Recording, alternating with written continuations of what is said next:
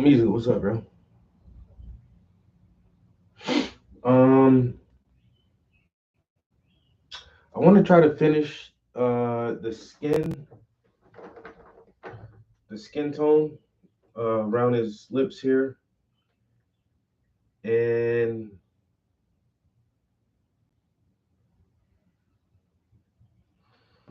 I might move to his beard. I know that his ear and his neck needs a little bit of highlights, so I don't know if I'm gonna just stay in the skin tone color or if I'll try to get some details in his beard. But I worked on um, the central part of his face and his lips earlier. I think just right below his lips need a little more contrast. Not much, but then I could probably start like adding details to his beard.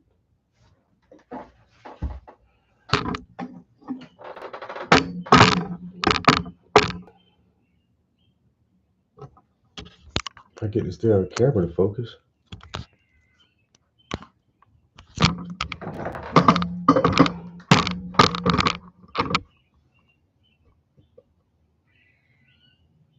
Uh,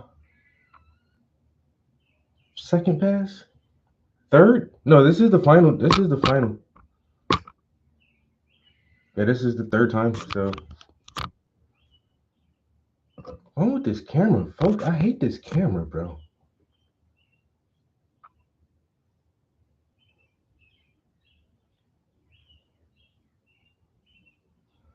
Final time on the skin tones.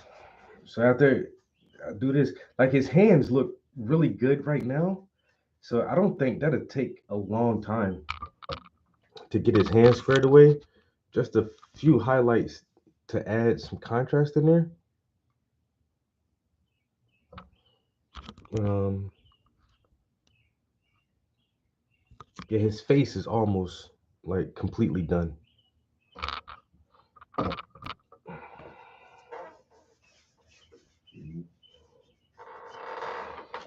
I think we'll just work on that area for a minute and maybe move to his beard because his beard does have a lot of those little hairs that are very distinguished from each other. See if we can get some of those details in there. Mm, man,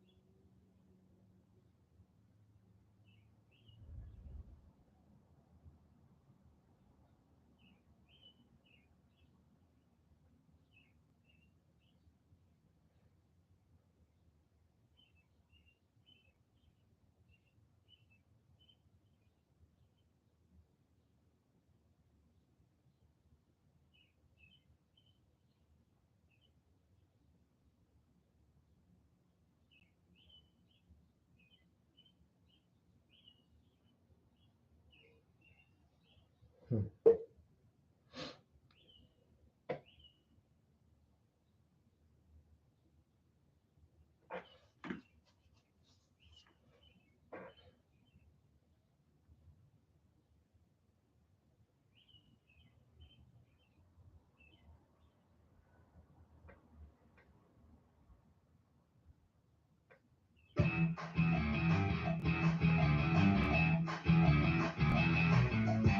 It's just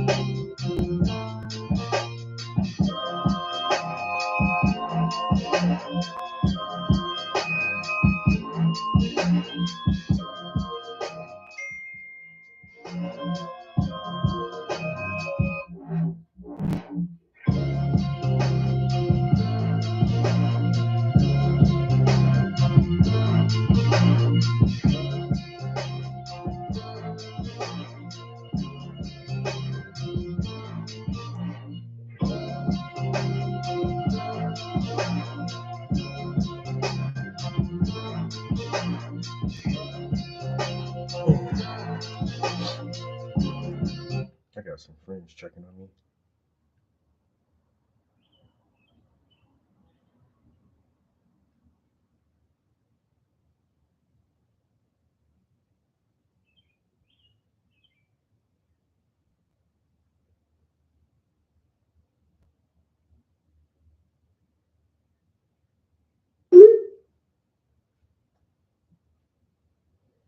just Oh my God, Wendy, I am feeling so much better right now.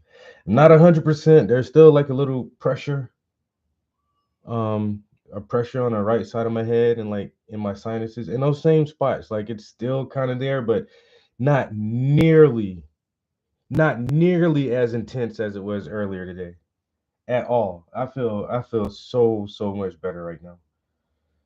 Thank God,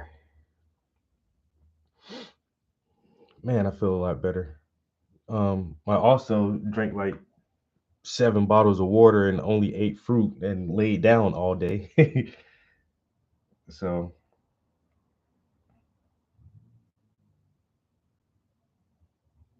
I just felt like I needed to get up again and move around and do stuff.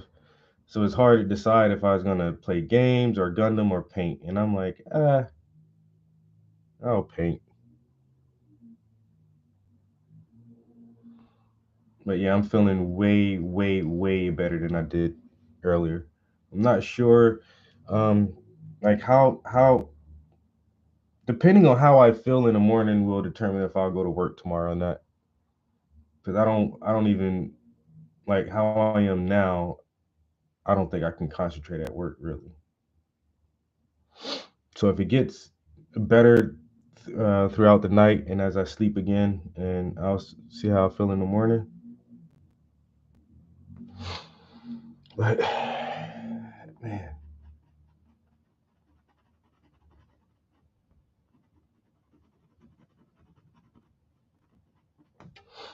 I'm definitely feeling a lot better. Yeah, at one point, I got a little bit of nausea. I thought I was gonna like start throwing up, but I didn't.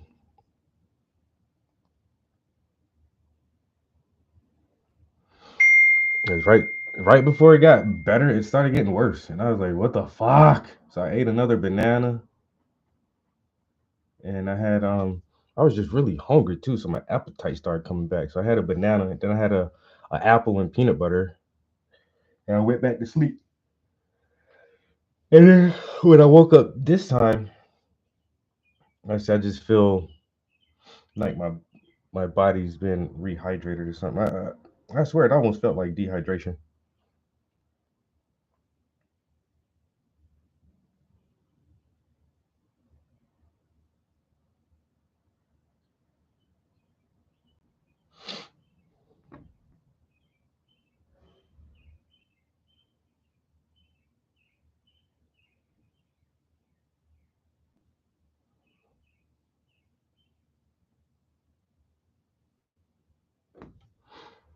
Mm.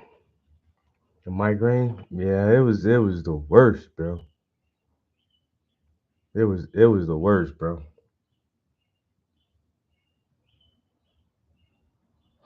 Like I said, I could not go to work this morning. I text my boss early as hell and like, I ain't making it in today. I'm taking a sick day. Period.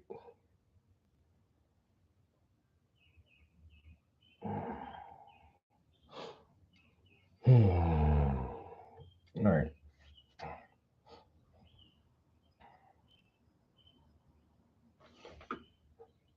Yeah, we're well on the road to recovery, and I didn't have to go see a physician or anything, so just let it play itself out. I said I tried some over-the-counter medication earlier, and that didn't work, so I was like, screw that. I didn't try anything else, and I've just been drinking a lot of water today and not eating anything. Just basically fasted for a better part of the day and fruits.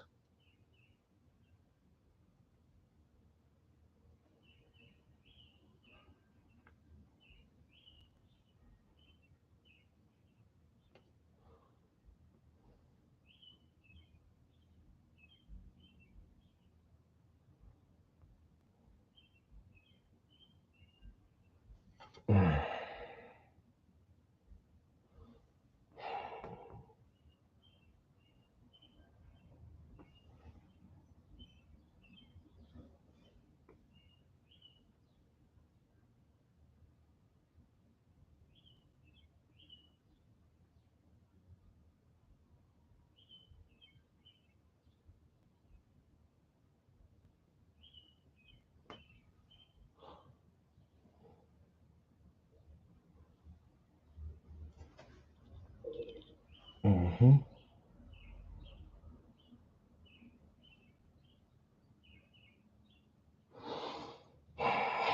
Yeah, I can't wait to be back 100%.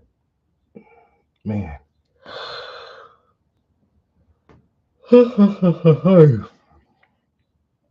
Yeah, it felt like I could have stayed in bed too. It's like, man, just get up and do something.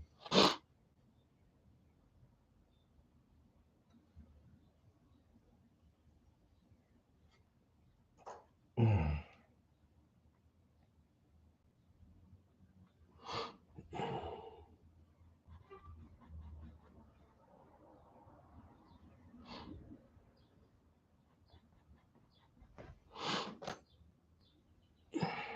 All right.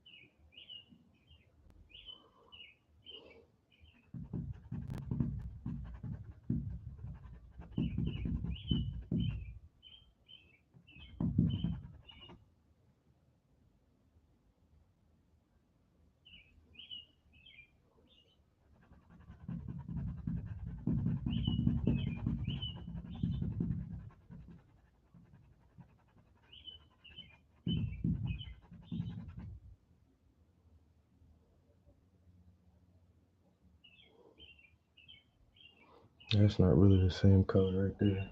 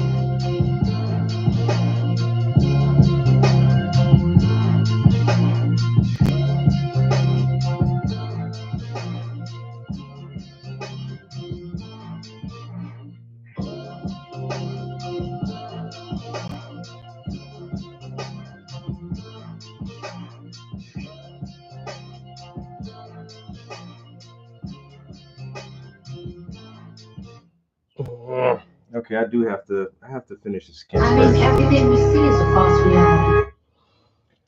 because a lot of these hairs are gonna stick out and overlap on the side of his face here. So I need to get the skin tone down first, at least like right close to where his beard is at.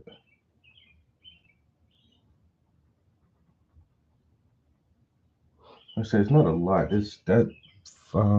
This first layer I have down is pretty damn good actually. I'm trying to just beef up the contrast a little bit.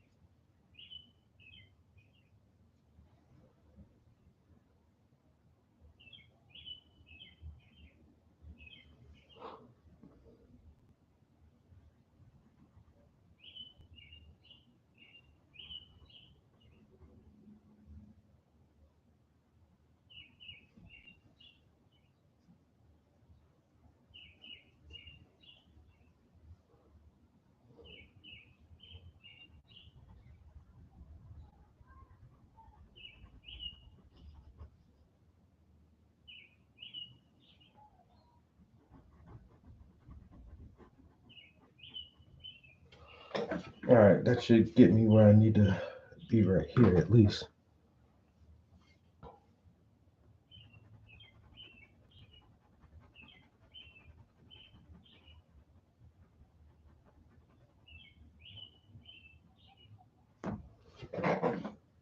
Mhm.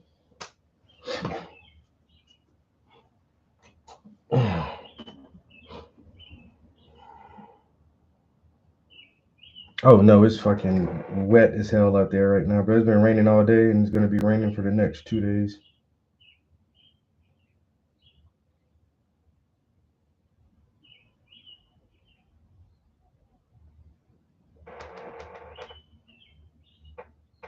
Nigga named Chase Walker, Sweet 390 last time. Just walk in. Hey. Hey, how you doing? How you doing? Hey, how are you? How you doing? My name is Adrian Rock with OCDA, Occupation and Care Diversity Fair ID number 33712. And I was coming out here to speak with a Mr. Chase Walker. Well, I'm Candace Walker. Can I help you? It looks like you got the camera here.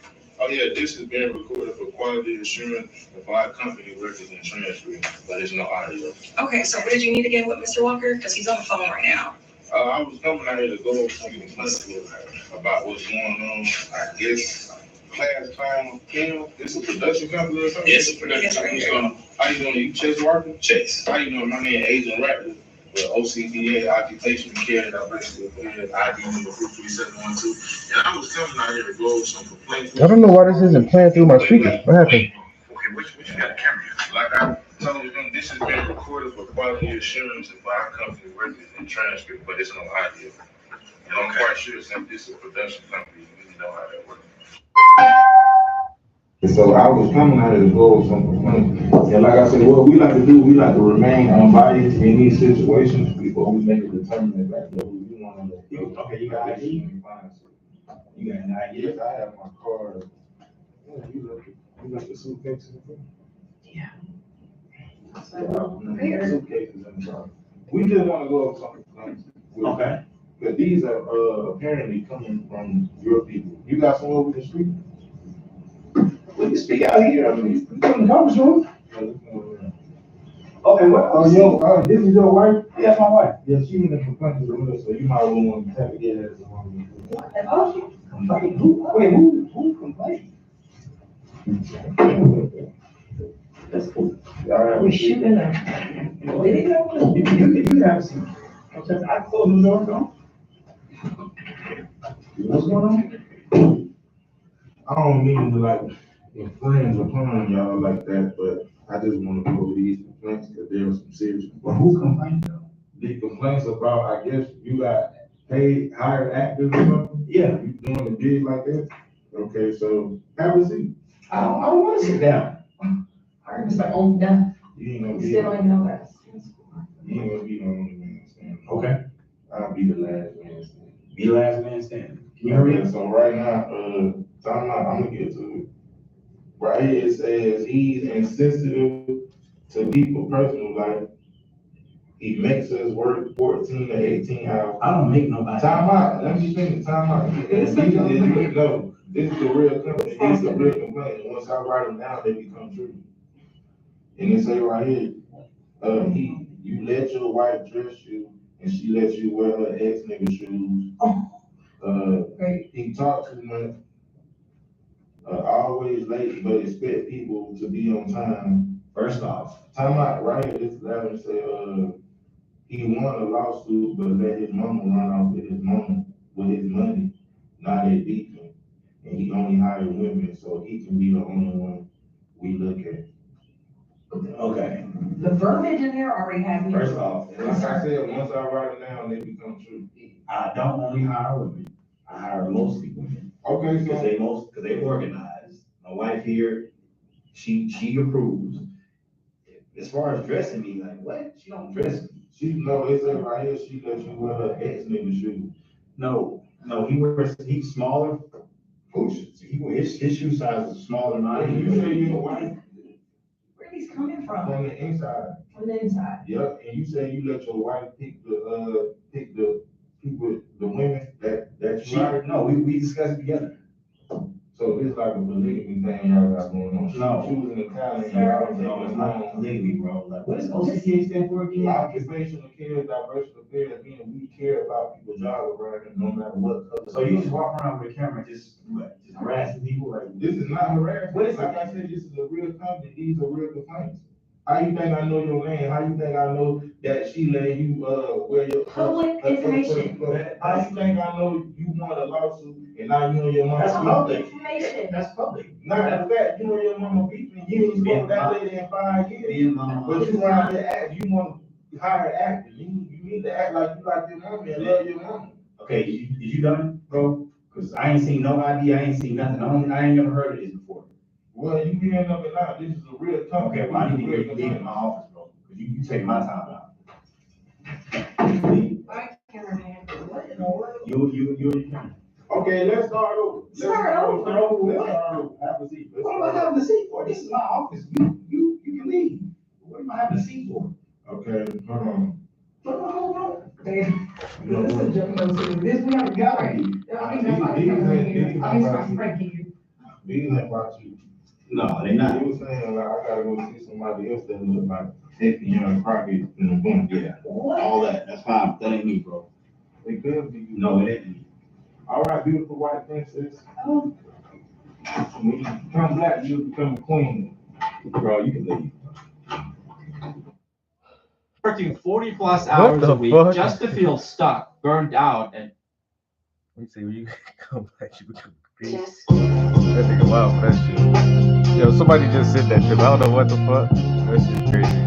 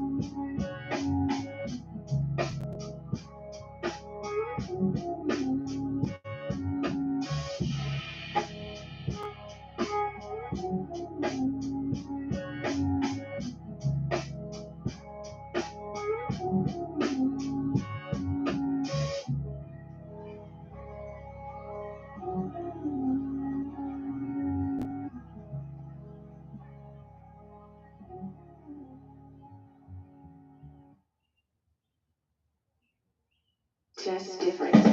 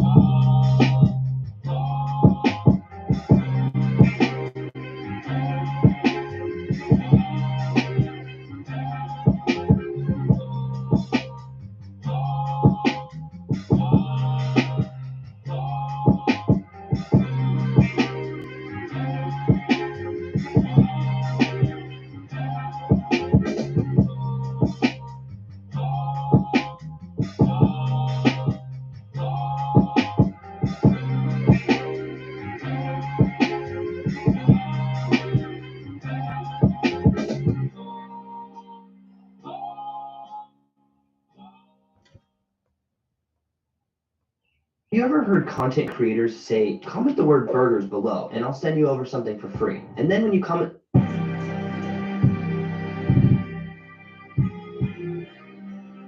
It's just So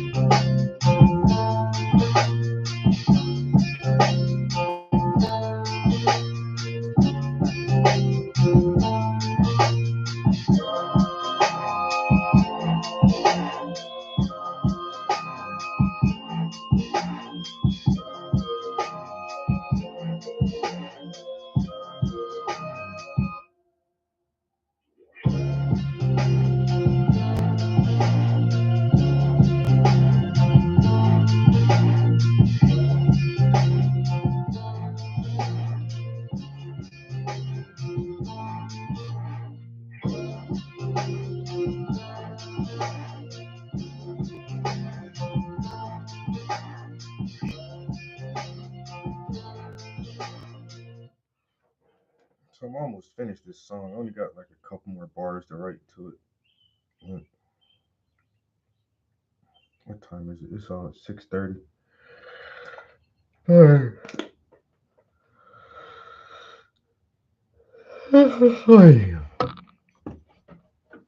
Yeah, them birds been out there chirping. But look, it's still just gray as hell. Well, it's evening time now, but it's still like this all day. It's gray and wet. It's not actually raining anymore, but oh my god. It's like now I get extra pressure when I'm standing, like going from sitting to standing or standing to sitting. My body is like, just stay the fuck still. Yeah.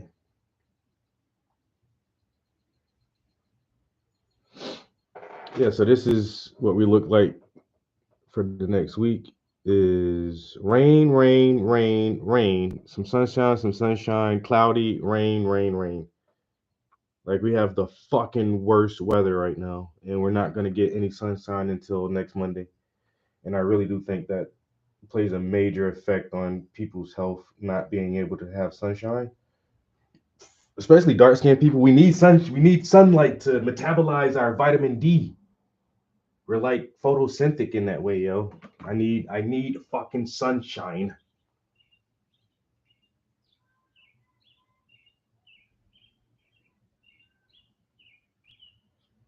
Oh, you got sunshine until next week. That's crazy. Yeah, our shit is all fucked up over here, bro. I think that's why I can't feel better faster.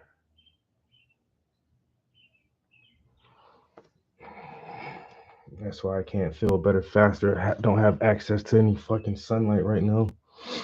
That shit is killing me.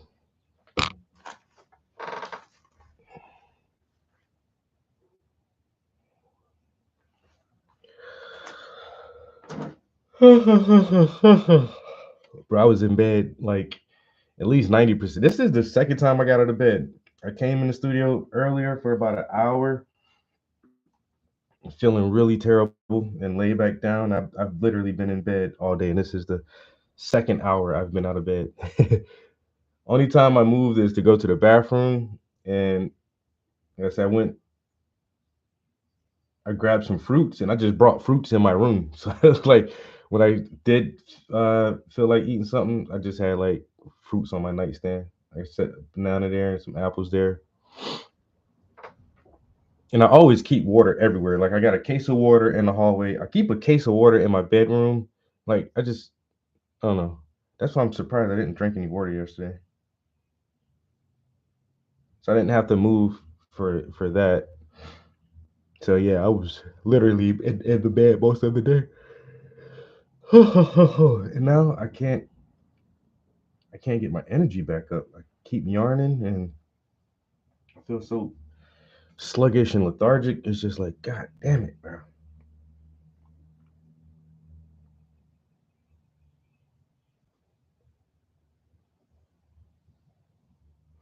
And laying in bed all day is so boring. I don't mind being in the house all day. I'm cool with that. I just need to be doing stuff. Now being in the house all day and not being able to do shit, that's like, wait a minute. Then you go outside and it's fucking nasty and it's just, oh no. Oh.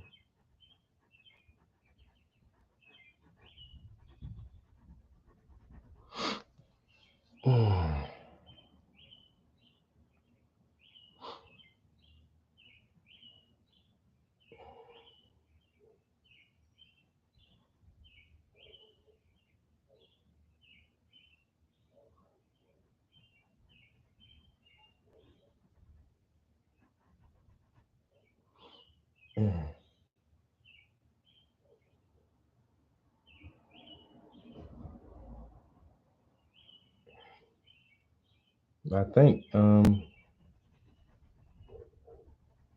gonna call his head done. Like his face and neck is basically done. The only skin tone left will be his hands. Like I said, I don't think that'll take too long actually.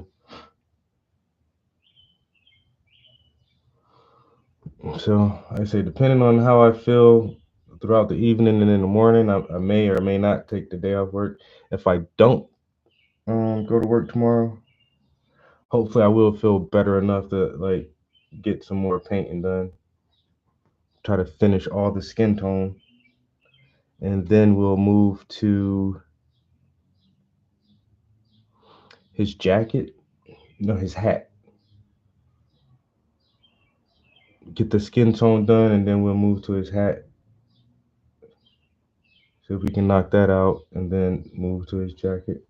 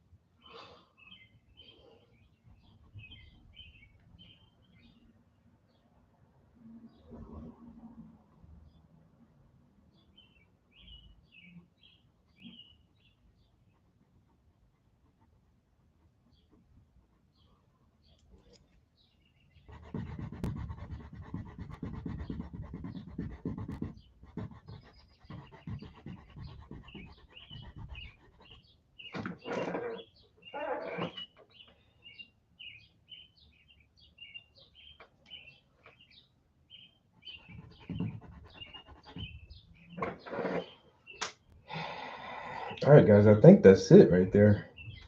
I'm pretty comfortable with that.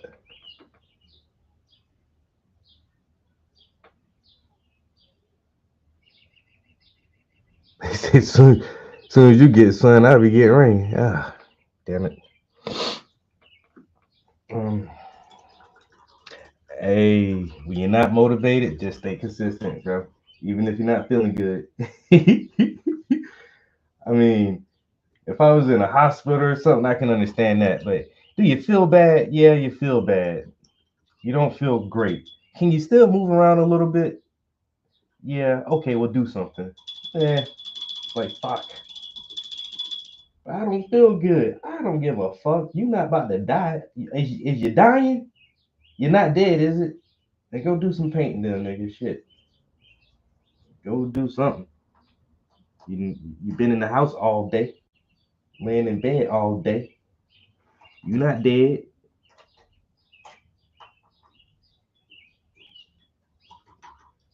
You not on no respirator. You know what I'm saying? You not immobile. You just feel bad. You know how many great leaders had to still be a great leader when they were sick, when they had headaches. Okay, go be great then, nigga. He talking about my head hurt. Yeah, I know. You got a headache. I had headaches before too.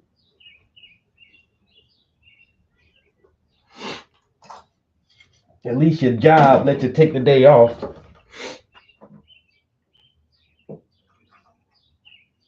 Yeah, well, that's crazy. But out of the whole day, I was able to utilize about 2 hours today to get some painting done. I think that's still pretty good. 2 hours is 2 hours. Good night, Wendy. Yeah, it's 11. It's almost midnight for you. Good night. Good night. I'll catch you tomorrow. Um, sleep well. I'm gonna run to the bathroom, guys, and I might just go across the hall real quick and do Gundam for a minute. Might do Gundam for a little, about an hour, if we can do that, and then I need to find something to eat again. I might. I'm tired of eating bananas. I'm not gonna lie. I might fix a salad or something. Man, that skin look good, that boy. Hey, that boy, goddamn, a goddamn painter. That boy in the painting.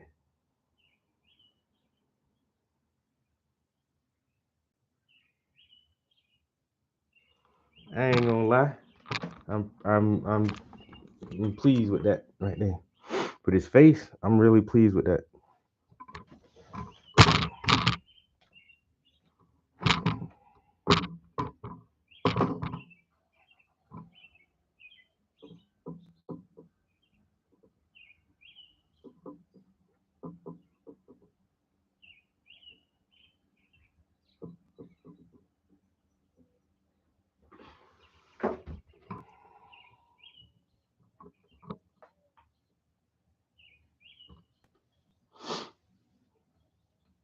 Yeah, I think that looks damn good, honestly.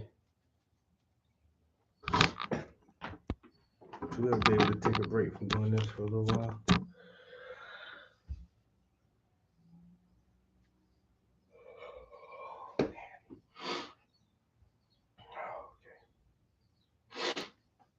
Oh boy.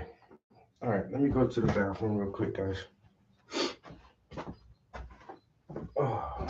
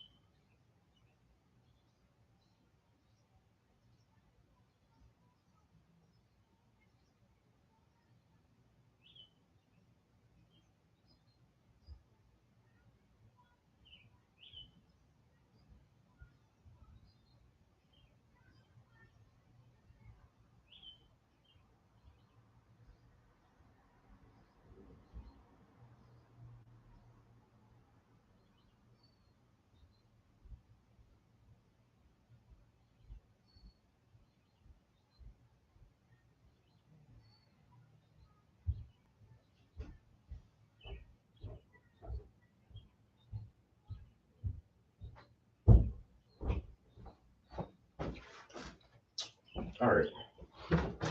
I was gonna fix a salad, but I feel like that probably would have took too long. So I'm just gonna eat some stuff I cooked for meal prep.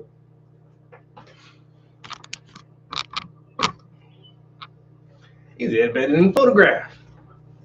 I be tweaking. I tweak it a little bit and put my own kind of edits on it. Because my photographs don't be great, so I know what it looked like in person. So I try to get it closer to what I actually saw when I took the photograph. Because sometimes I think my photos are like um, overexposed, or it doesn't have like enough hue to it sometimes. So I do like some edits to it where I feel like the colors and everything would be more lush, I guess, more vibrant.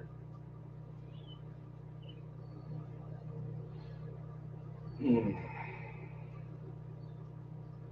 I'm really hungry now, but that's a good sign though. I feel like super hungry. Oh, we're gonna eat real quick and then go across the hall for maybe an hour or so. Because I have nothing else to do.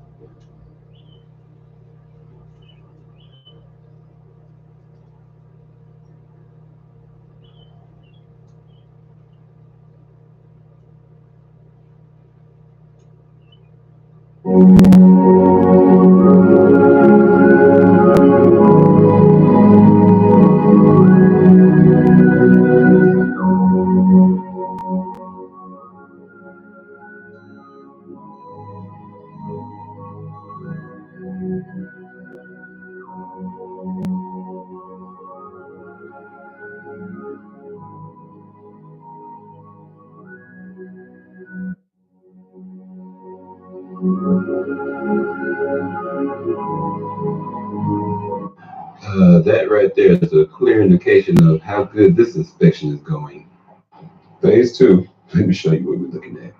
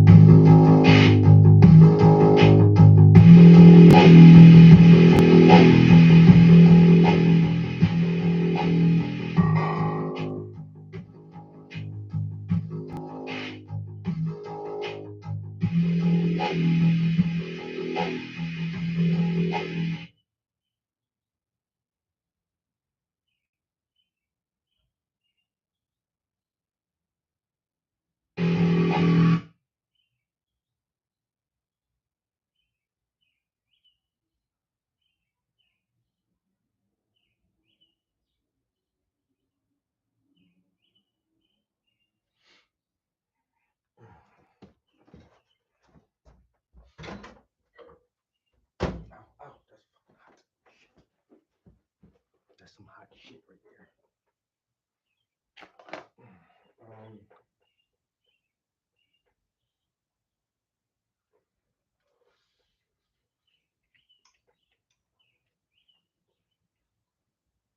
Oh, that's delicious.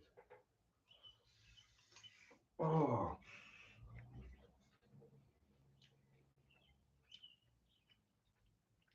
Just different.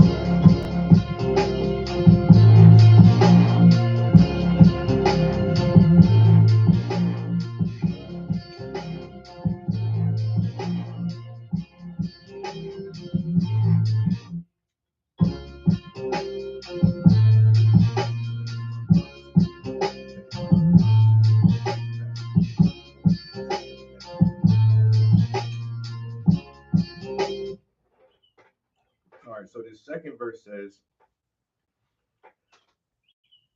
We talk politics, and that's big facts. The culture war, you can't skip past that. No, that's wrong.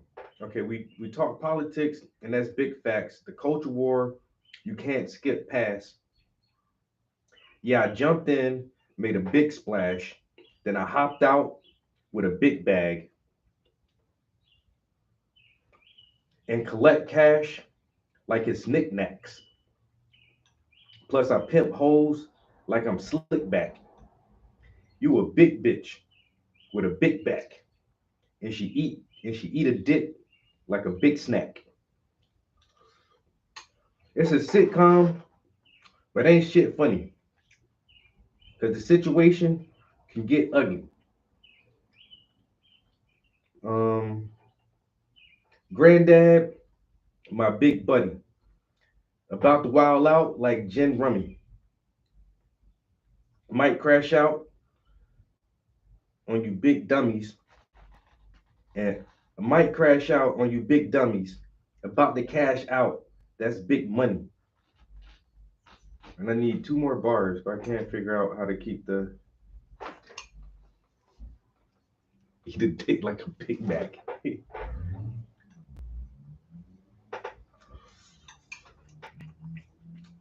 But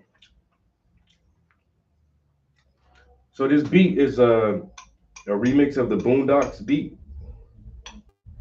And so I want to add, so in the first verse, I said one of the characters, so one of the characters in the show, his name is Riley. The brother, then the other brother name is Huey. And they get Huey from Huey P. Newton. So I say Huey in this one, and Huey P. Newton was the leader of the Black Panther, so I mentioned that. Um, and in the verse it says, y'all get drawn on like a cartoon. I stay sharp like a harpoon. Turn the lights out. I like a dark room. The Boondocks about to start soon. I don't know if you ever watched the Boondocks TV show, but that shit was a fucking classic. Oh yes, yes it is. Definitely a fucking classic.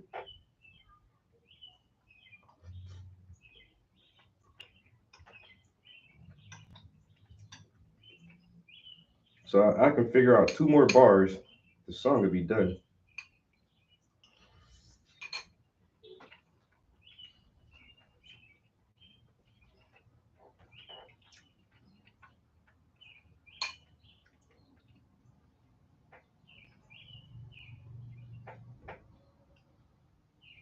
Might crash out on you big dummies about to cash out this big money. Granddad, you do know that light skinned hoe is a hoe, right? And then in the beginning, I'm gonna see if I can make it say, "Can a nigga borrow a fry?" I never talked like that before you came to my class.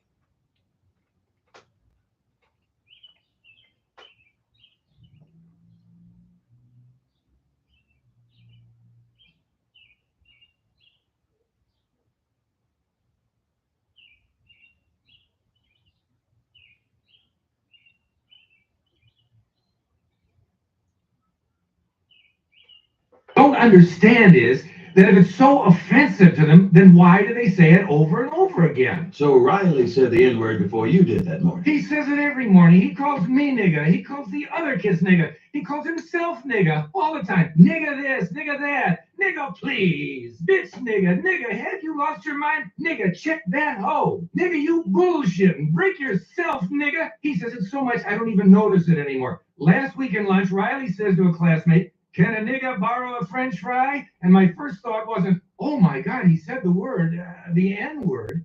It was, now how is a nigga gonna borrow a fry? Nigga, is you gonna give it back? I tell you, my inside voice didn't talk like that before he got in my class. He said, I said it first. Man, I'm telling you, I seen the hatred in his eyes the first time I walked in the class. All he saw when he looked at me was a black nigga. Yo. Can a nigga borrow a fry? And my first thought wasn't like, oh, he said it, the word, the N word. It's like, Nigga, how you gonna borrow a fry? Nigga, you gonna give it back? One of the most I swear that's like the one scene that's burnt into my mind from this TV show, yo. That shit is wild.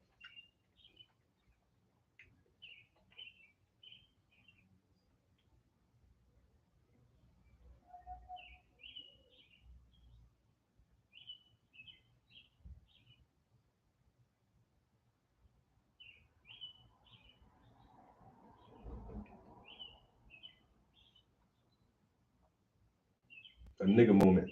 I mentioned that one too. So in the first verse, I say, in a nigga moment, I get active. You know help like a thin jacket. But the nigga moment was another good skit. Watch where you walking, nigga. Hey, what you say, nigga? Watch closely. You're about to experience a nigga moment. Webster defines a nigga moment as a moment when ignorance overwhelms the mind of an otherwise logical Negro male. What did you say, bitch, nigga? Hey, squeeze it, nigga. Causing him to act in an illogical, self-destructive manner, i.e., like a nigga.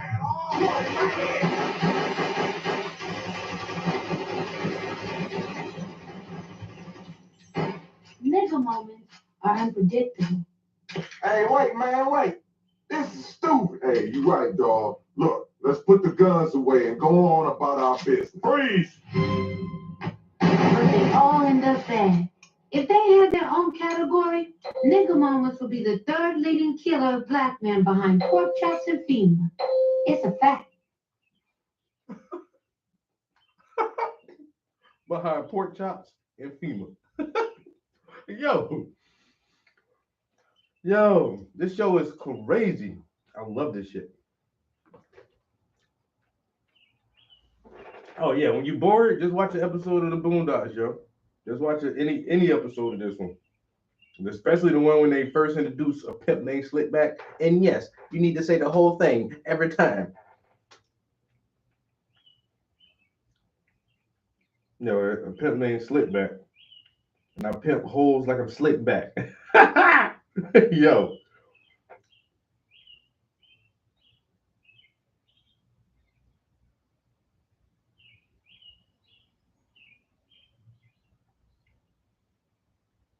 That's what I said, Slickback. No, it's a pimp named Slickback, like a Tribe Called Quest. You say the whole thing. A pimp named Slickback. Hey, can we call you Slickback for short? No, nigga, I'm a pimp named Slickback. Christoph, who is this person? Nigga, are you deaf? I'm a pimp named Slickback. Say it with me now. He's my pimp. You're a pimp.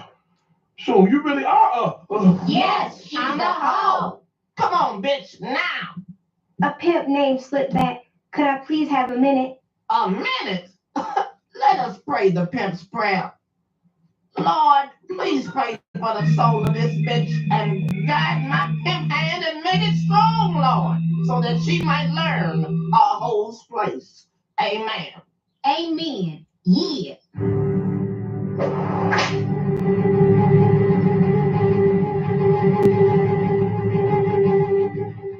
You ain't gonna hit no woman in my house. What woman, sir? This here is a hoe. What woman, sir? This is a hoe. That way Riley said, Granddad, you do know that light-skinned hoe is a hoe, right? Like a Tribe Called Quest. You say the whole thing every time. I'm a pimp named Slickback. Can I call you Slickback for short? Who is this man?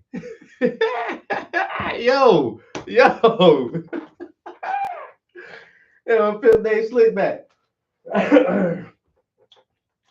Yo, the show was hilarious. But then I say it's a sitcom, but it ain't funny.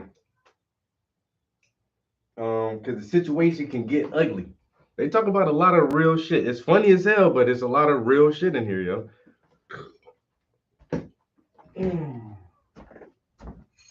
It's a sitcom, but ain't shit funny. The situation can get ugly. Granddad, my big buddy, about to wild out like Gin Rummy. You remember Gin Rummy? The dude, the two white boys with the Xbox killer. Say what one more time? You understand the words that are coming out of my mouth? That was Samuel L. Jackson.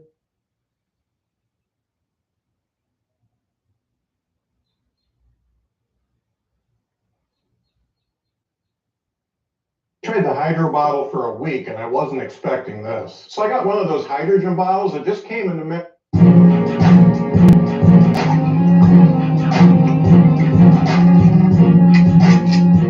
So y'all was in Iraq together? Yeah, we was in Iraq.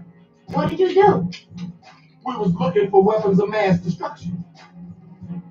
Did you ever find them? You know goddamn well we ain't found them. What are you, some kind of political humorist? You carry Trudeau up in this bitch? I was looking for bitches, but they had that carpet shit all over them, and I couldn't see what they looked like. All that was really exposed was the eyes, and that. Charlie Murphy and Samuel L. Jackson. Motherfucker named Jen Rummy.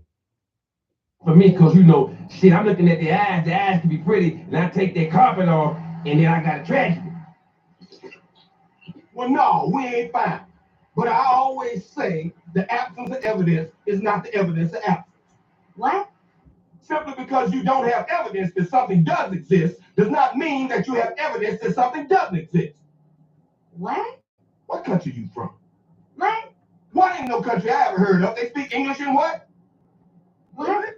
English, motherfucker! Do you speak it? Yeah. So you understand the words I'm saying to you? Yeah. Well, what I'm saying is that there are known knowns and that there are known unknowns. But there's also unknown unknowns. Things we don't know that we don't know. What? What? Say what again? Say what again? I dare you. I double dare you, motherfucker. Say what one more time. Yo, Jen Rummy was not fucking playing, yo. I double dare you, motherfucker. Say what one more time?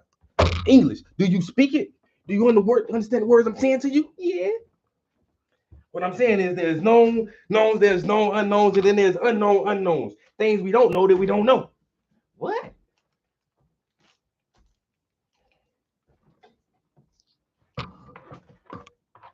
Yo, the Boondocks, man.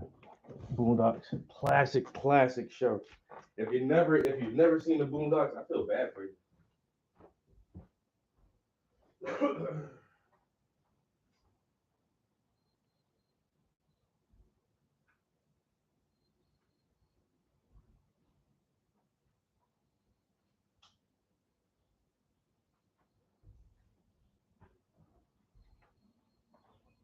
Yo, this man said he never saw the Boondocks. What? You ain't never seen the Boondocks?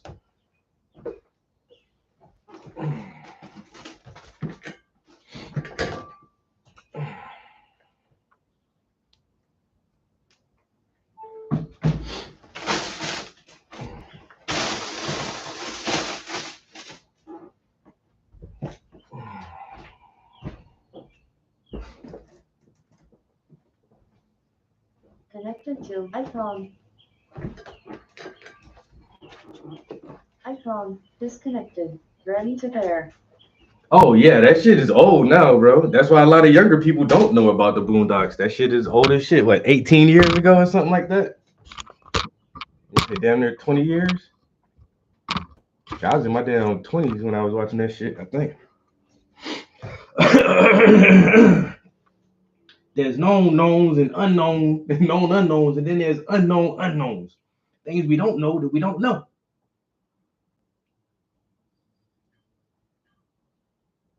Come on, phone. Flip back right side up. What the fuck, phone? Flip. You goddamn son of a... I hate when the phone gets stuck like that.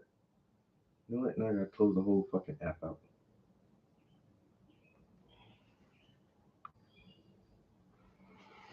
All right, 2 more bars, and then we'll have that song done, and I'll put it in Suno and see if we can make it sound decent. All right, close to what we want it to sound like.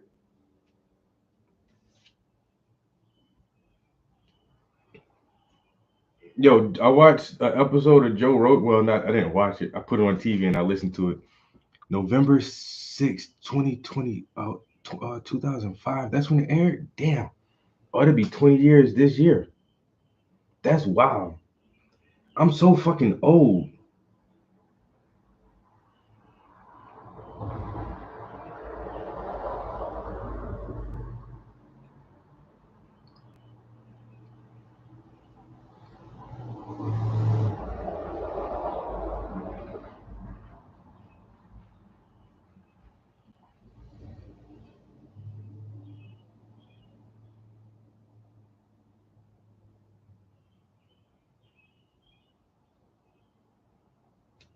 Homeowners, did you know our floors are ultra durable? No, bitch. This shit is supposed to be connected to the speaker. Resistant. What the fuck? It just said connected to iPhone, right?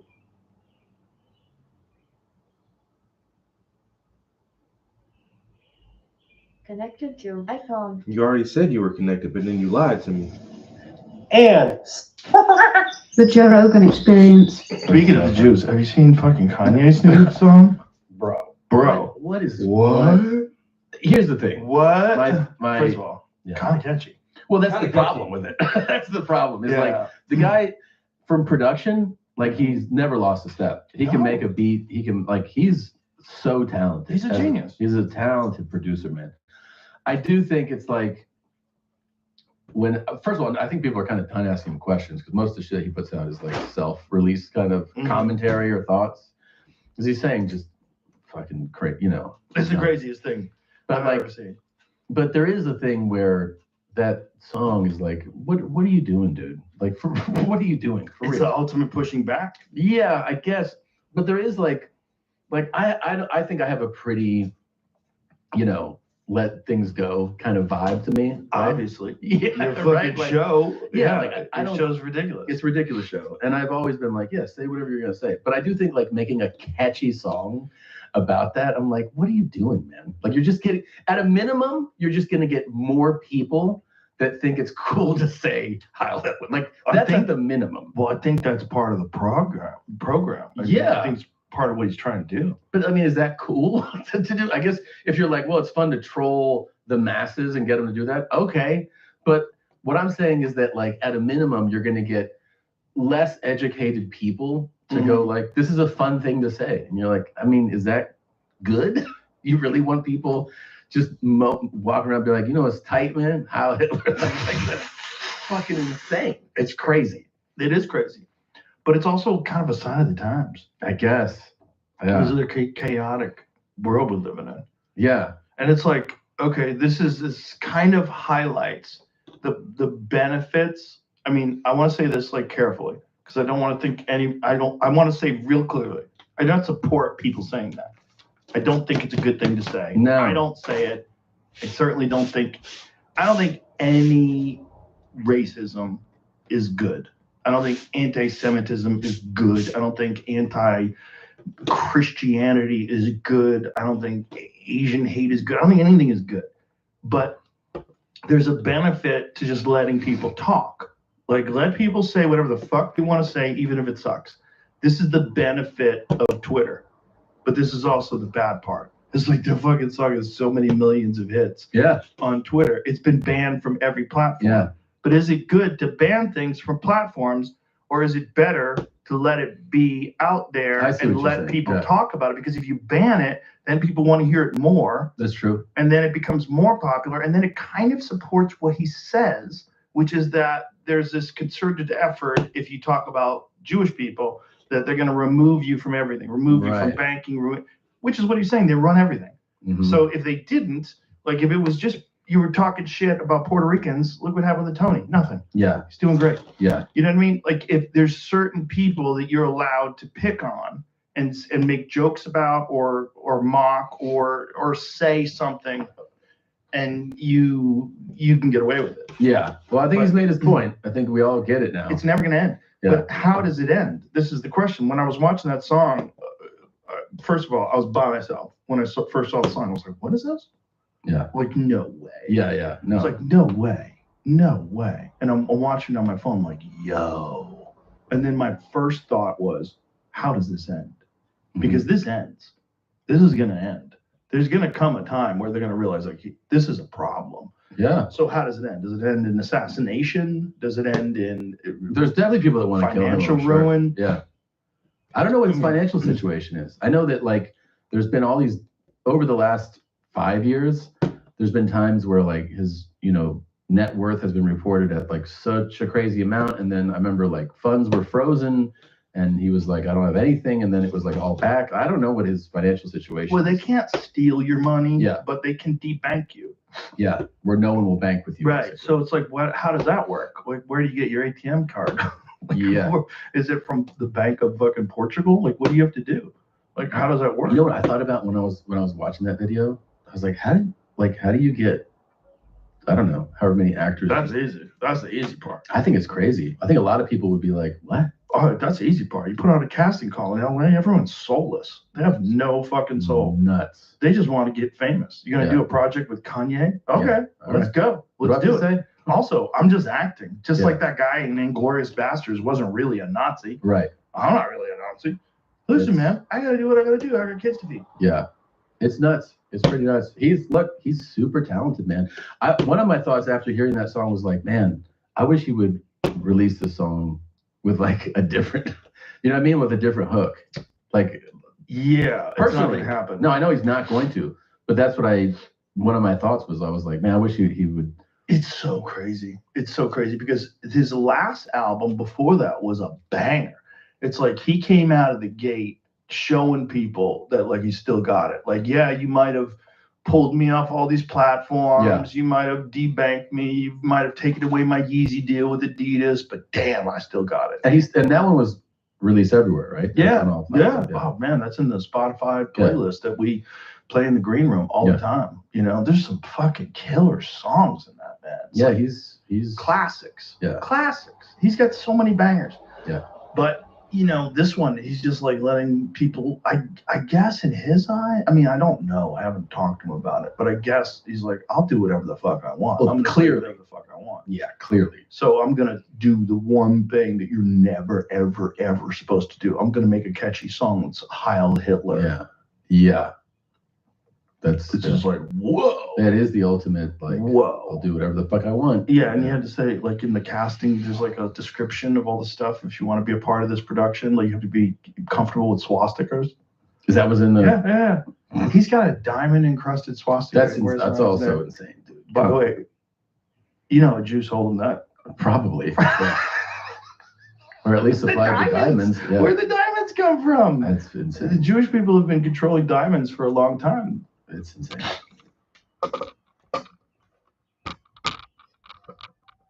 No, definitely not in the 90s. Hell, in the 90s, I was still in. I don't remember that show came out after I was out of high school. Kanye got Joe Rogan talking about his damn song. But I listened to an episode of Joe Rogan today, which had Zawi Hawass. Are you starting a business? Do you need a logo? Design.com offers the world's #1 AI logo generator. Mankind is engaging in a very dangerous project right now. There are 4 primary technologies that we can identify. These are called the GRIN technologies: genetics, robotics, artificial intelligence, and nanotechnology. We're developing robotics over here. We're developing artificial intelligence over here. What happens when we put the two together? Yeah. But the genetic revolution is coming. It's going to give human beings godlike powers. We're going to be able to upgrade our genome. What are the consequences of us evolving ourselves out of the human species? How do you go from researching megaliths in Peru to aliens? I myself have seen one of these craft at close proximity. Now, I am personally quite skeptical to the point of outright denying, in my limited knowledge, that there are aliens.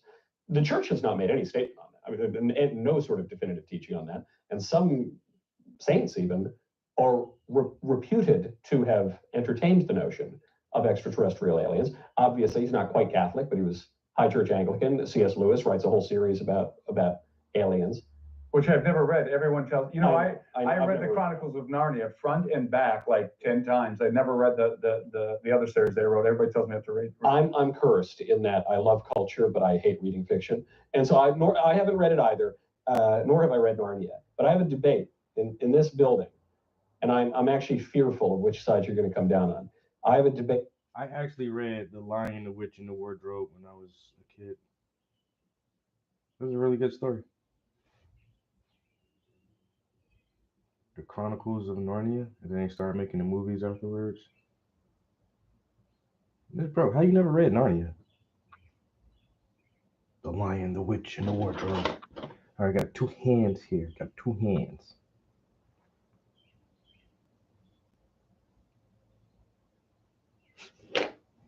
And they're very articulated. All right, so now what's next? Since we got the hands cut out.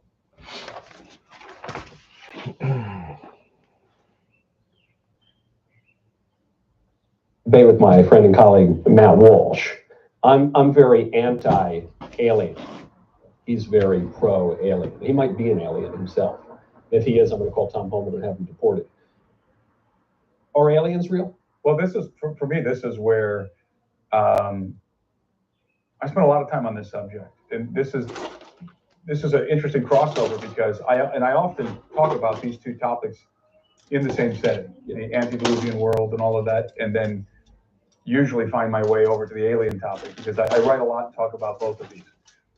And the reason why I'm so adamant about understanding the proper definition of a demon is because most Christians that I engage with, and I was in this camp too years ago, most Christians that I engage with believe that aliens are demons. That's sort of the common trope. Aliens are demons.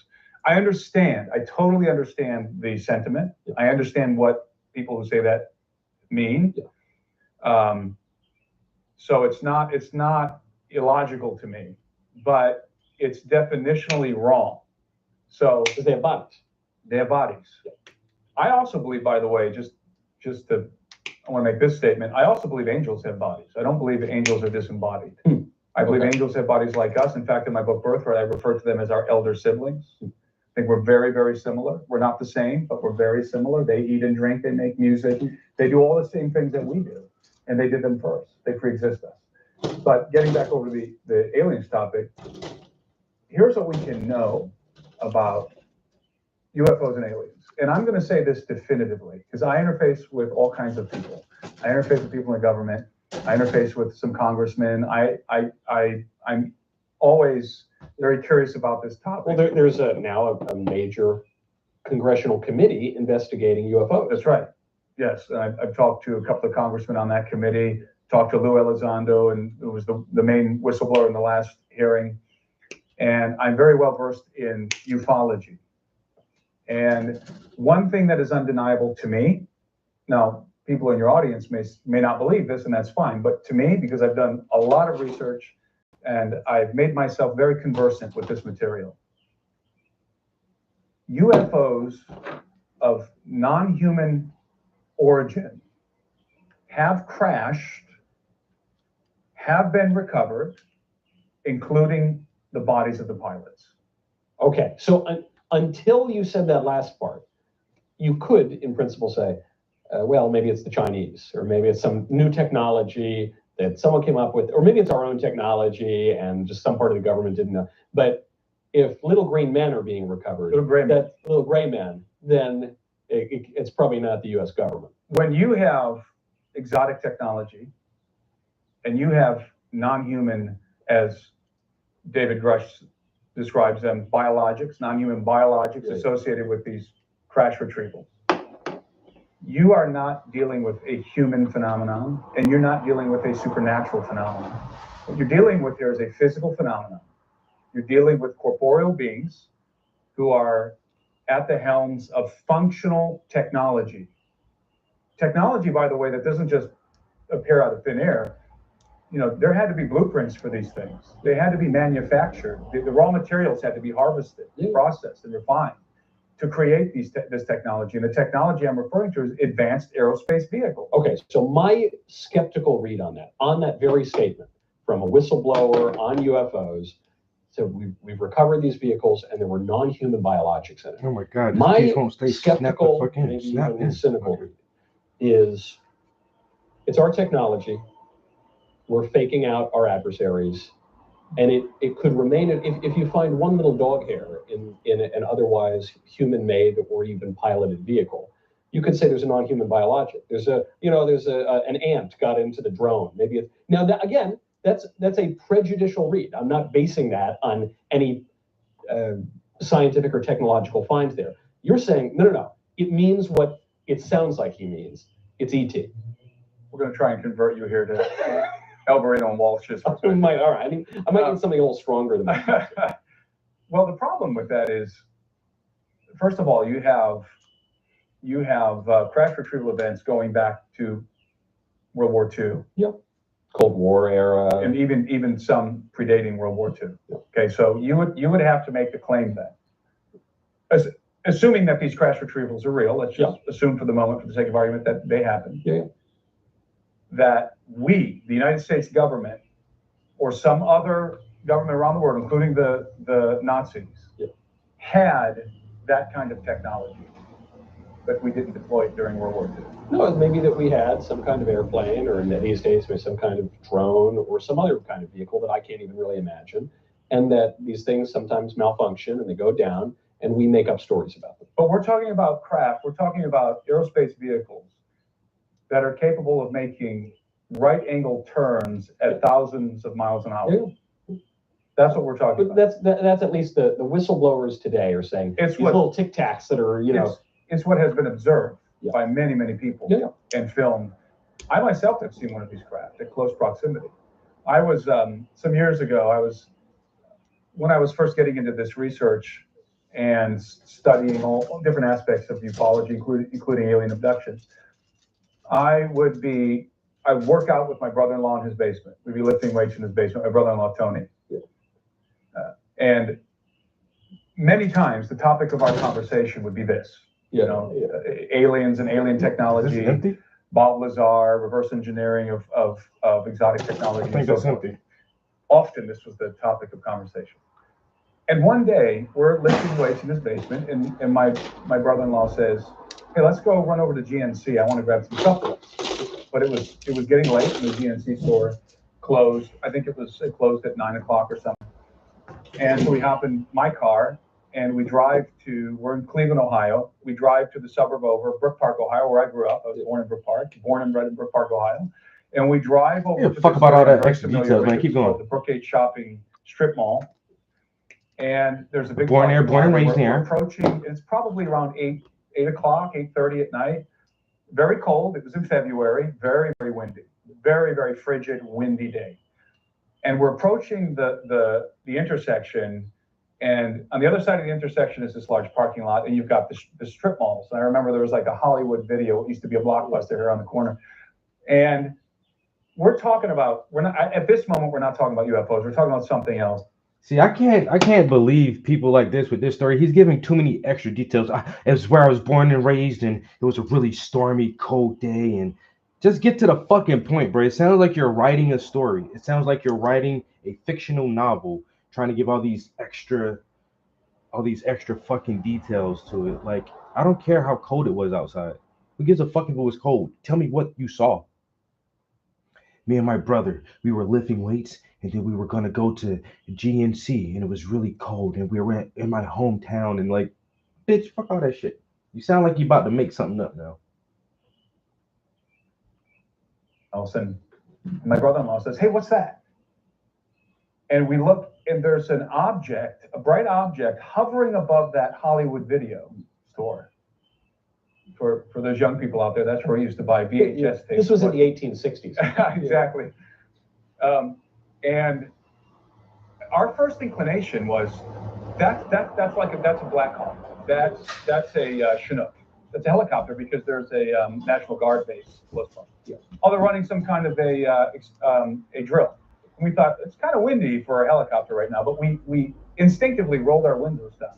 We roll our windows down to listen for the telltale sound of blades whipping through the air. Nothing. Okay, well, we're not that close yet, so not thinking too much of it.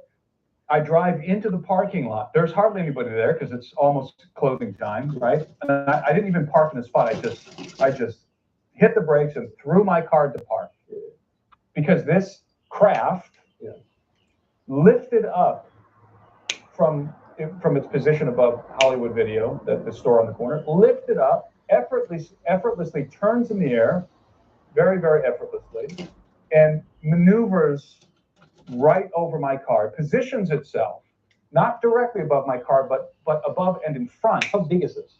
It was the size of like a Chinook troop carrier. It was the size of a small aircraft. And it begins to descend over my car. And now keep in mind, my brother-in-law and I, we're often engaging in UFO-related topics, conversation. We're looking at this thing. It's literally descending. And it gets to we think it was about 40 feet. I could have hit it with a rock, right? About 40 feet above my car, but in front of us, I see the whole thing through the windshield. And our jaws are on the floor. we don't even know what to say. We're just staring at this thing because there are no propellers. There's no exhaust. There's no engines. Is it a flying saucer? There's no wings. There's no propulsion system to speak of. It has like sort of kind of angular body armor type. Yeah. It's like a dark, it's like a grayish or a dark green. It's something like that. And it's in the place of wings, it has these little stubby protrusions. No wings, no tail. And it had a sort of a diamond shape to it, but rounded. And there was no insignia, nothing. And no sound whatsoever. Now, it is so windy as I'm sitting in my car. I'm in the driver's seat, Tony's in the passenger seat. It is so windy that the car is going like this. Yeah. Okay, and you hear the blast of wind against the car and the car is shaking. This craft is totally unmoved by the wind. It's like it's in its own atmospheric bubble. It is totally unaffected by the wind. And it has a series of, I think it was green and blue lights around the bottom, and it had big triangle white lights in the front. And I can't remember, I think I remember two, my brother-in-law remembers one, or the other way around, but there had big triangle white lights in the front. And it just hovered there for a good amount of time. I mean, just staring at this, we probably stared at this thing for a minute, maybe 2 minutes. That's a long time just to be gaping at something. 40 feet above my car. And I said, it was like I was coming out of a daze. And I said, Tony, your phone. Because back in those days, this was probably, 15 years ago, 12 years ago. I didn't have a smartphone. I just had a flip phone, but he had a smartphone. And so what I was saying was, get your phone out, take a picture, take a video. And he's like coming out of a daze, and he starts searching his pockets for his phone. He pulls his phone out and drops it. And he bends over to grab the phone. And while he's bending over to grab the phone, the craft lifts up into the air, just effortlessly lifts up into the air, no sound. Now, it's right above my car, okay? There's no hydraulics. There's no gust of wind coming out the bottom of it. It just lifts up into the air and turns like this, and it starts to move away. Totally silent. We jumped out of the car, and by the time we got out of the car and he got his phone, it's already going over the horizon, okay? So, now what was that? I have no idea. None. Do I think it was aliens in this particular situation? No, I don't. I got the distinct sense that I was looking at exotic technology that was derived from a crash retrieval, from a non-human crash retrieval. Why do I think that? Just because of my research background and all of that. So you're saying you're near the guard base, and maybe there is a connection here. Not that it's our technology, but it's some technology that they discovered. But it could be our guys who were flying it. Yeah, it wasn't ET that was flying it. Okay, so let's go back to the hearings that you mentioned. Yeah, because then the question to me is, okay, you almost had me on it's aliens. Until you said it's not aliens, and I say, well, how do you know we didn't? If it's our guys flying it, how do you know they didn't build it? So this is why. You have whistleblowers who've come forward over the years, including one who's never officially come forward, Bob Lazar. Bob Lazar's testimony is very compelling. I totally believe Bob Lazar. I think Bob is telling the truth, and that's where we get the Area 51 narrative. That comes from George Knapp, who was the first one to disclose that story with Bob Lazar. It was a big deal back in the 90s. But since Bob Lazar, it's kind of been a big gap before you've had other whistleblowers, very credible whistleblowers. You've had some, but I would say it was a big gap between the caliber of whistleblower that Bob Lazar was, in my opinion, and the ones that have recently come out in Congress. Of course, the first one, well, there's a group of them, but the main testimony in that first hearing, that first UAP hearing in Congress, was David Grush. David Grush was in the intelligence community. He was tasked with studying UFOs. And his testimony under oath was that he came up against a program, which he described as a legacy program. He refers to it as a legacy program, this program that goes back decades. It's a retrieval program, a retrieval and reverse engineering program. A retrieval of what? UFOs, a retrieval of non-human advanced aerospace vehicles. Or at the very least of unidentified flying objects. Well, he gets very specific because the congressmen and women ask him some very specific questions. I remember Nancy Mace asked him and a couple of other congressmen specifically about the nature of the craft, is this ours? Is this China's? Is this is this Russia's? And he definitively said, no. No, this program that I came up against was specifically designed to recover non-human technology, non-human craft. He called them spacecraft. And in these recoveries, there were non-human biologicals. And we have since derived our own technology from what we've been able to recover and reverse engineer. And I think we've had limited success in reverse engineer some of the components from these craft. So we're talking about craft, the origin of which is not planet Earth. And why do I say that? Because you could make the case, and before I go there, by the way, the other whistleblowers testified to the same. Yeah. David Fravor, the pilot who chased the Tic Tac, UFO, that whole scenario, the Nimitz incident. He said under oath, there's no way this is us. We don't have anything like this. This is not, I mean, this is technology far beyond anything that we have, in his opinion. And then you have, of course, Louis Elizondo and some of the others who've come out more recently. But the point is that these vehicles of non-human origin, they incorporate exotic matter. And I'll go back to the Lazar's account. I don't know if you're familiar with Bob Lazar. Not really, no. Bob Lazar came out in the 90s, and he said that his claim was that he had been hired as a physicist to work in a secret facility in the area of Area 51, but not Area 51 exactly, it was the S4 facility. And he specifically was hired as a physicist to work on the reactor of a particular non-human craft. And this craft was a saucer. It was a saucer-shaped craft. And he called it the sports model because it was sleek and it was functioning. Yeah. And they had other craft there too, some in different conditions. Some of them were obviously had crashed and were not in functioning condition. But this one, the sports model, flew. And they were trying to figure out how the engine worked, how the reactor worked, because it was operated, the operating system, the engine was a reactor. Turns out it was a matter-antimatter reactor. And it produced gravity waves. It produced enough energy to harness gravity, to bend gravity, to manipulate gravity. And that's how these craft fly. Lazar says that the key component to make this reactor work is something called element 115. And element 115 was a small engineered triangle, precisely engineered triangle, and it was exotic matter. Okay, mind you, Lazar said this in the 90s. And that element 115 had very unusual properties. For one thing, you could generate antimatter. You could create antimatter, could throw off antimatter, and you could have matter-antimatter collision inside the reactor that would produce an enormous amount of energy. Yeah. Okay, antimatter is a fact. We know it's a fact. We can create very small amounts of it in CERN. You have matter, antimatter, they always collide. They always annihilate each other. That's a very powerful force that if you can harness it, many, many times more powerful than an atomic bomb, than a thermonuclear warhead. By the way, China wants to, and I believe is building a collider, like the Large Hadron Collider at CERN, 10 times bigger than CERN. And what do you think they want? I think they want antimatter. I think they want to make only for peaceful purposes. For peaceful purposes, I think they want to make antimatter bombs. But because if you drop an antimatter bomb, you get an explosion that's much more devastating without the fallout. So you can bomb an area and then rebuild it. Whereas today, if you nuke a city, it's radioactive. It's radioactive for a long time. So antimatter much better than nuclear. An antimatter bomb is much more useful. That's a little digression.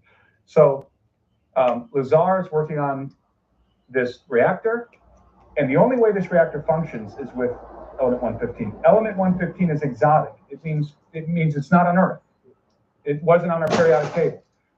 But Lazar said it was real. And it turns out that it is. Years later, in Russia, they were able to produce a particular isotope of element 115. It's on the periodic table today. It's called moscavium. It wasn't known when Lazar said it. Now it's on our periodic table, moscavium. So element 115 exists, but on Earth there are no stable elements.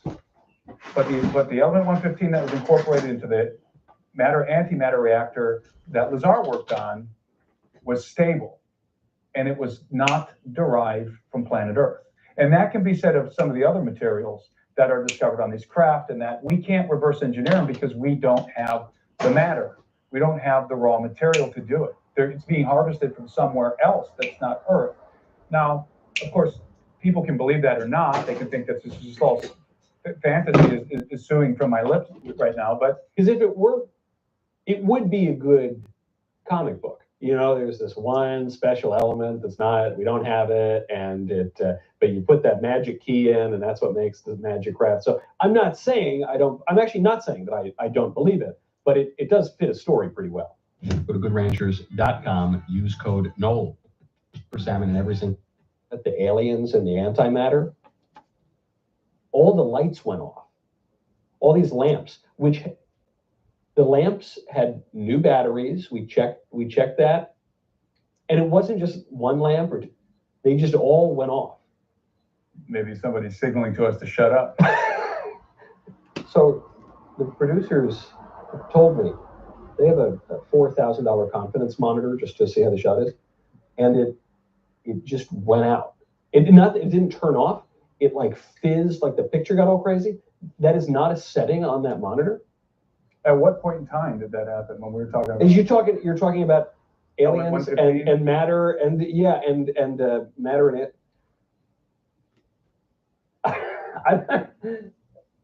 Maybe the NSA turned up the volume. That's like the best case scenario, is that it was the NSA. That is really I don't know, not a lot spooks me in these things, but that's crazy. It is. I don't know if I've mentioned this on this show before. I interviewed an exorcist. It's the biggest episode we've ever had, Father Rehill, and we were filming it. And as he was talking, we never have audio issues on the show. Every 20 minutes or so, we had an audio problem. And this happened, maybe less than 20 minutes, I guess.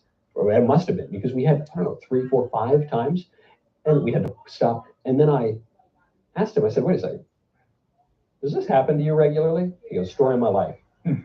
We never had an audio problem again for the rest of the episode. Well, it hasn't been that common in my life, so that's very interesting. It's weird. Anyway, sorry to interrupt. You see, now I don't even want to say it sounds fanciful because it kind of spooked, but it does sound fanciful. Well, what I'm trying to illustrate here is that there's a lot of credible people who are saying the same thing. These whistleblowers are all saying the same thing. We have recovered, they call it UAP. I like the old terminology better, UFO. They've recovered UFOs that are of non-human origin, and it wasn't just the whistleblowers who's come forward. We're talking about guys like Al Puthoff, Eric Davis, the astrophysicist, guys that contract with the government.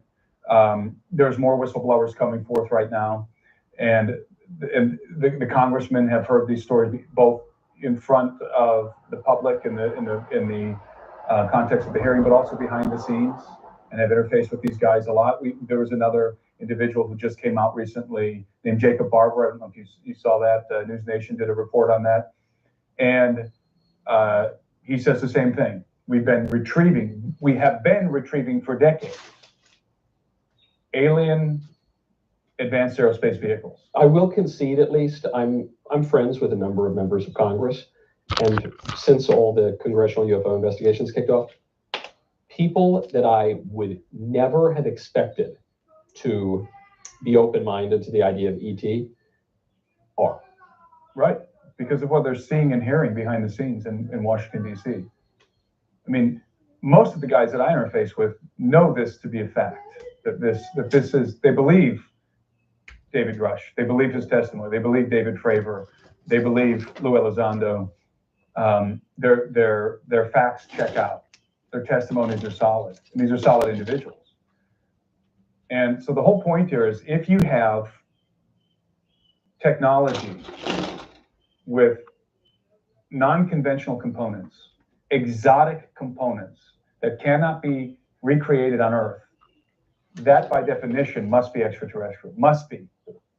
Now, I am totally open to what's called the crypto-terrestrial hypothesis. I don't know if you're familiar with the crypto-terrestrial hypothesis. Basically, what the hypothesis posits is that there could very well be inhabiting planet Earth. There's a lot of parts on here that faction of haven't some been kind, used. I non-human don't know faction, why. or an ancient human faction that's covert, that we simply don't know about, that is highly advanced, maybe living in underground bases under the ocean, somewhere we'd never think to look. Really feel And like so the phenomenon, the origin of the phenomenon could be planet Earth. I'm totally open to that as well. But you can't close the door on the extraterrestrial component because of the exotic matter.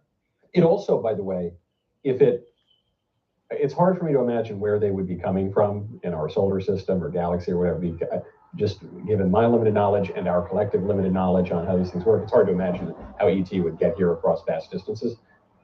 It would be at least as weird if ET was bubbling out of the ocean. Like that wouldn't seem to me like the mundane explanation. Yeah. No, don't worry. They're just at the bottom of the Mariana Trench. No, that's where the UFOs. Well, there are a lot of UFO sightings that happen, even specifically with our Navy, at sea or in the vicinity of a large body of water, and they do come out of the water. And the old idea was that it's impossible for any kind of civilization to travel across the stars because the distances are simply too vast. It would take them forever to get here, and how would the life support of that mission and so forth? You'd run out of resources. And that was the old idea. That's not the way physicists are thinking anymore. Most physicists will acknowledge that you can bend space-time. Give it enough energy, you can bend space-time. I mean, this is certainly feasible within Einsteinian physics, within relativity. Wouldn't that kind of mess up our bodies, though, if we did that? No, not necessarily. No, I mean, there's been papers written by a lot of very eminent scientists like Hal Puthoff, who have explained how you could theoretically bend space. Now, the thing you need, though, is a tremendous amount of energy. Yeah. You need something like a matter-antimatter reactor to do it. This is the conclusion that Louis Elizondo and his team came up with when he worked in an official capacity at the Pentagon. This is the conclusion they drew, was that these craft are producing a tremendous amount of energy, and they're able to manipulate gravity. They're able to generate gravity waves. Yeah. And that you can take 2 points in space that are distant. This is if I had a piece of paper, this is what physicists always do to illustrate this point. They'll take a piece of paper, they'll say, here's point 1 and point 2, and these are light years away. But what if you can bend the fabric of space-time, and then they poke the pencil through the 2 points? Right. You can instantaneously travel from one side of the universe to the next. Every physicist acknowledges that this is possible, theoretically possible. So the idea that vast distances of space cannot be traversed is old hat. We've definitely progressed beyond that. I don't think there's hardly any physicists out there saying that anymore. I don't know, maybe Neil deGrasse Tyson. I'm not sure. He says a lot of dumb things. So he may be out there saying that. But I've unfollowed him on Twitter, so I don't know. But most physicists are going to acknowledge that, yes, this is absolutely theoretically possible. As I keep saying, the problem is the energy to do it. That's the problem. And of course, you have people out there also saying that we have 0-point energy. We've discovered 0-point energy. Nikola Tesla was developing this, and I don't know about any of that. But I can say that I am exceedingly persuaded that the United States government, elements of the United States government, that's not a really accurate way to describe it, elements of the United States government, of the military-industrial complex, working in coordination primarily with defense contractors, aerospace defense contractors, have been recovering both exotic craft of non-human origin, and biologicals, non-human biologicals, for decades, and have had some success, albeit I believe limited, in reverse engineering some of these components and creating what I would describe as hybridized craft of our own, which is what I believe I saw in Brook Park, Ohio, so many years ago. So we have been able to figure out certain components of this technology and incorporate exotic with conventional components to create hybridized craft. Why don't you think it was an alien? Why would it be? Why are you so convinced that the thing you saw was a hybrid? Why couldn't it have just been an alien? It could have been, but for whatever reason, I really don't have any good answer to that, except for my intuition was that this was ours, but it had no insignia. And I'll tell you something very interesting. So I'm writing my book Birthright back in 2020, and I'm sitting at my desk, and I got my computer screen here, and I'm writing. And in Birthright, I tell the story I just told you about the craft that I encountered in Brook Park. It's on my screen. I'm literally crafting the paragraph, right? And every so often I would take a break, and I have a reading chair next to my desk, and I'd sit down and read just to take a break from writing, and I go back to writing, then I'd sit down and read. And since I had that experience, I have been asking all of my UFO friends, all of the ufologists that I interface with, have you ever encountered a craft like this? Do you have any stories of this? And all of them across the board have told me, no, this is different. You know, we've never encountered anything like this. So I've always been baffled by that. It wasn't a typical saucer or anything like that. It was, as I described, like a diamond shape. And it was reminiscent. I forgot to add this detail. I told you it had sort of that angular body armor, a little bit of that. And it was reminiscent of the, I believe it is the F-117 Nighthawk, I think is what it is. It's the stealth fighter with the body armor. It was reminiscent of that, but it had no wings, and it wasn't that, but it was reminiscent. So here I am writing this account in my book.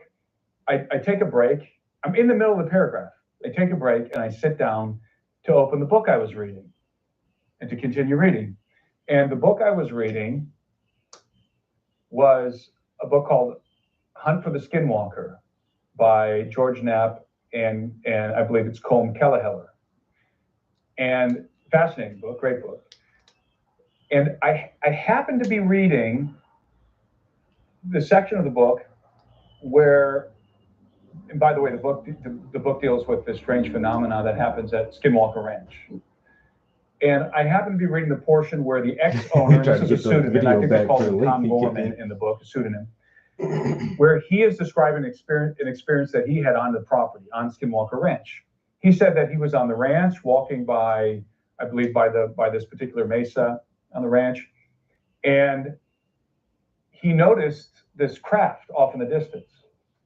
And he described the craft exactly the way I saw it. He described literally the craft that I saw, that I was writing about. So here's my computer. I'm writing this story. No one's ever seen, I've never encountered someone who's seen this craft. I'm taking a break, reading a book, and I'm literally reading the same description that I'm writing. So how do you make sense of that? Is that just a random coincidence? Is I don't know. Providence? Is that some alien messing around with the pages? I mean, I would like to think it's providential, but I mean, he describes it the same exact way. There was no sound. It had little stubby nubs in the place of wings. It was reminiscent of the F-117 Nighthawk, a stealth fighter, all the same details. Well, this would have been when this would have been in the. This would have been. I don't remember when they owned the ranch. The family that the book is. My question being, this would have been around the time of the development of the stealth Nighthawk. I'm not sure. I'm not sure when the Nighthawk was developed, but these were this was not a Nighthawk. I mean, you know, it was a big deal when we came out with the Harrier jet. Remember the Harrier jet? They could take off vertically, but that the amount of pressure that jet had to produce, air pressure, would push cars out of the way, right? To lift that. Now we've since developed that technology, and we have stuff that's much more advanced that uses air pressure that can push an aircraft off of a landing pad, for example, and then it can take off. We have that now, but back then the Harrier jet was like the most advanced thing the public knew about in regard to vertical takeoff for an aircraft, for a jet. And I mean, these things were the one I saw and the one that was described in Hunt for the Skinwalker Ranch, totally silent. Okay, so at the very least, what I saw with my own eyeballs is unconventional, exceedingly advanced technology that somebody has. Now you can say that that's us, that's Russia, that's China, whatever, but it's pretty wild. Whatever it is, it's pretty wild. You can concede that, yeah, maybe we have recovered and reverse engineered alien technology, exotic technology. Now, I don't think it's coincidental that the testimonies, the witnesses that are coming forth to Congress at the hearings, that their testimonies conform precisely to what we've known as ufologists in the field of the study of UFOs for a very long time. Perfectly conform to Bob Lazar's testimony that he came out with in the 90s. At some point, a preponderance of anecdotal evidence is evidence. especially when it's given under oath, especially when it implicates the military-industrial complex, especially when it highlights what really amounts to a fraud on the American public. And this is what the congressmen are really, really upset about. This whole apparatus, this special access program, the special access projects where these things are developed, are completely outside of the oversight of the United States government. Right. They use our tax dollars, but they tell our representatives nothing. The President of the United States does not have the need to know. He can't get access to these projects. And they're primarily housed in, as I said before, they're under the auspices of the aerospace companies, Lockheed Martin and the others. And so you have our money being used to develop something very advanced. Who knows what it's being used to do? Congress has no oversight, none. They have totally circumvented Congress and therefore the American people. Right. But they're doing it, much of it on our dime. Right. And we wonder where all these trillions of dollars go to that we can't account for. Like the Pentagon, like the Defense Department's ever going to pass an audit. Right. No, because so much of that money is going into these black projects that most of the people in Washington have no clue exist. We kind of know, it's, to use the phrase of a former Secretary of Defense, it's a known unknown, right?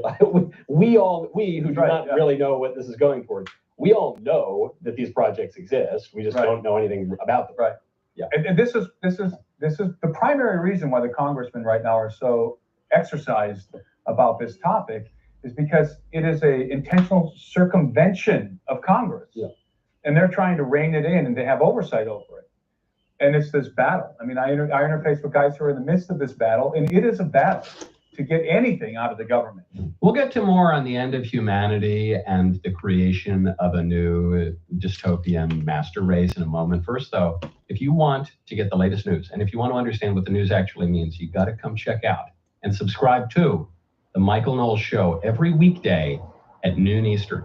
I take you beneath the surface of daily political events to reveal their historical, philosophical, even religious roots. That's quite fitting, given what we're talking about right now. Catch it Monday through Friday, noon Eastern. And now, back to part 2 of Michael and the Rogue Archaeologist, Transhumanism. How do you go from researching megaliths in Peru and the ancient cataclysms and giants and Nephilim to aliens? Is there a connecting thread here? Is there some kind of unity in the theory? It's a very complex thread. And I'm not trying to shamelessly plug my book here, but it's very complex. That's why in my book, Birthright, I start in a pre-Adamic context, actually, but I start with the creation of Adam, and I work my way all the way to Armageddon. And within this narrative is everything we've talked about. The giants and the megaliths and the ancient, my God, why is it so hard to go in here? The antediluvian world, the golden age. And then I tie in the UFO phenomenon, what I call the alien presence, transhumanism. Okay. All of this is interconnected, it's intertwined. I don't like how this keeps popping for me, up. the explanation is very theological. There's a theological explanation of how all of this intersects and connects. And there's no easy answer to that question, right? So I believe, as I've stated in the beginning, and we framed this conversation in the context of the biblical narrative, right? We're both Christians, and we're viewing this from a biblical narrative, from a biblical paradigm. And for me, everything that's unfolding right now in regard to not just the UFOs and the alien presence, but as I mentioned, transhumanism, because that's a huge issue right now. The notion that human beings will transcend not just our gender, which we do now, not just certain technical limitations, but our very humanity. In the words of Yuval Harari on Leftist, that's right. Homo Deus. That's right. That Homo sapiens, we are going to, actually C.S. Lewis writes about this in Abolition of Man many decades prior. We, in an all right, it seems like I'm done, but I still have like tons of pieces. I don't know what these go for. To become something greater. That's right. You might have an echo here from the Bible of a phrase from Genesis: "Ye shall be as gods." Will be like the gods. That's exactly where this is going. All of it. Unless all of it is going that way, because we're going to find out that the only thing I can think is they use very similar parts for different models. And so if I ordered a different model, I would use these parts. But there's still like tons of stuff. There's a piece on here.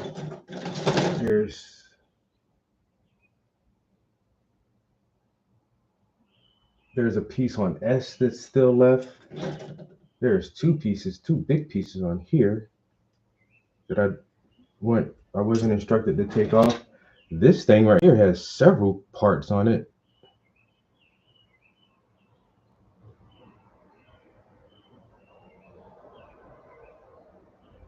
I don't know. I'm almost certain I followed the instructions to the T.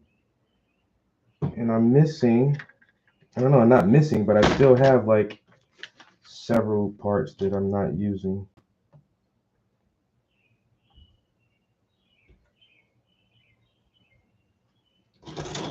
And these go in here.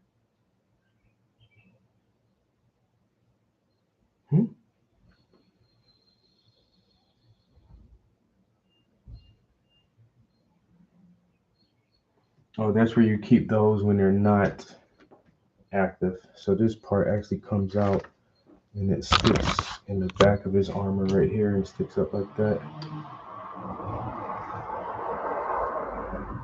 Okay, that's pretty cool. But I still feel like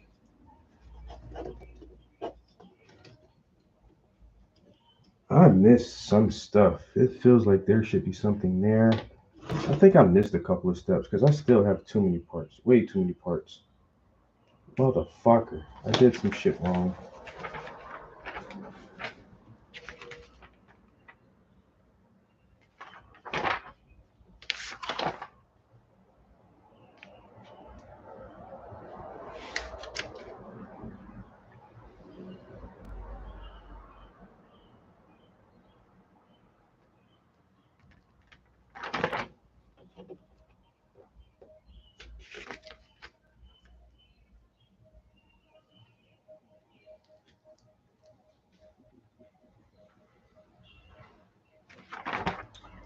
All right, guys, we'll go back over the instruction manual piece by piece next time, and just to make sure we're not missing any parts, or I might have to deconstruct some areas and try to put it back together.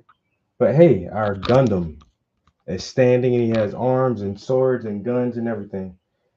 I sure appreciate you guys hanging out with me this evening. It is late. I'm gonna try to gear up for bed, I guess. I need to go to bed in at least an hour. I might go play video games for an hour. Appreciate y'all. I'll catch y'all in the next one. Peace. We're out of here.